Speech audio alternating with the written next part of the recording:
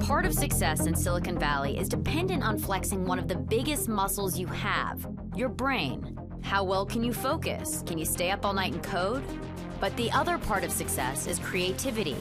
The ability to think outside the box, to have the breakthrough moment, a moment that could turn your millions into billions. The billionaires I know, almost without exception, use hallucinogens on a regular basis. Tim Ferriss is a Valley insider. He's an entrepreneur, and he wrote the book about optimizing your time. His lifestyle insights have developed a cult-like following. The creativity comes from drugs. The people I know who are trying to be very disruptive and look at the problems in the world that exist and ask completely new questions. So they might look at something that's existed for hundreds of years and see something completely different. I mean, are people open about this? Is it totally acceptable that sometimes you got to solve a really good problem and you just do these kind of drugs? The hallucinogens are discussed very openly in private settings, so people aren't ashamed of it. Using these smart drugs is like pouring gasoline on the fire, but the hallucinogens used very, very intelligently help you decide where to put the fire. Okay, so what exactly happens to your brain on psychedelics? Here's what science knows so far. Psychedelics stimulate serotonin receptors, a neurotransmitter tied to both mood and cognition. They also break down certain brain networks, allowing new patterns of communication to form. For example, you usually have one network that enables you to focus, to do things like math problems. You also have a brain network that allows you to be introspective, to think about yourself.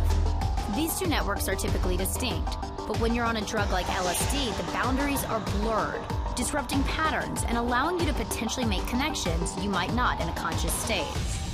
I was actually at a science fiction convention with a bunch of friends, and the Grateful Dead Truckin' came on the radio. And my girlfriend and I at the time sort of had this revelation of, oh, that's why people listen to the Grateful Dead on LSD. It was the 4th of July in 1980 when Kevin Herbert first tried psychedelics. He's been using LSD for decades. Kevin currently works as an engineer for Cisco. How high would you say is the premium on creativity in Silicon Valley? I mean, everything we do is entirely creative. Everything requires creative solutions. You've built some new hardware that's incredibly complicated, and you want to get it out to market very quickly, and you are bumping your head against problems all the time. It almost becomes an obsession, like, I just want to see console output.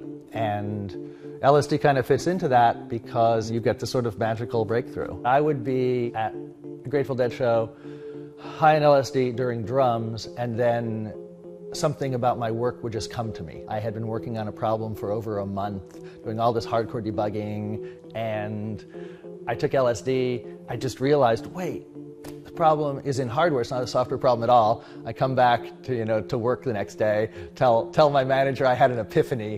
He laughs and says, oh, great show. And there's actually scientific proof that LSD could do just that.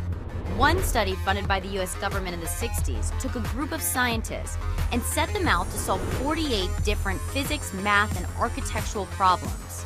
Problems that the scientists themselves had been unable to solve. Each scientist was guided through a psychedelic trip, at the end of which 44 of the 48 problems had found solutions. And psychedelics have a rich history in Silicon Valley. One of the most iconic users, Steve Jobs.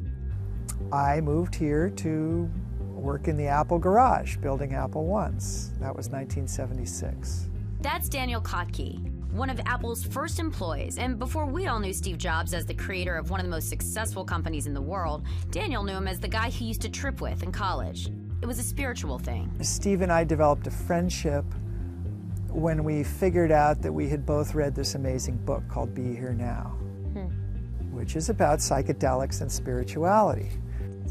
You said that Steve had said that LSD was kind of one of the best things he ever did. Why was that?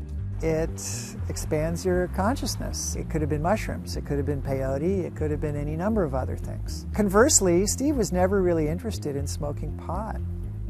That did not expand consciousness. Today, psychedelic research is having a renaissance. People in the industry say there are more studies now than there have been in decades. So there was a lot of research done in the 60s and a little bit in the 70s but funding for clinical research LSD dried up. You see the most cutting edge of the cutting edge in San Francisco. I mean, you see people printing organs. You see people prototyping things that are fundamentally change how all of us experience reality. We don't know as much about the human brain or body as we think we do. I mean, we're absolutely medieval. I think we're going to look back in 10 years at our behavior now, and it's going to look like bloodletting in the Dark Ages.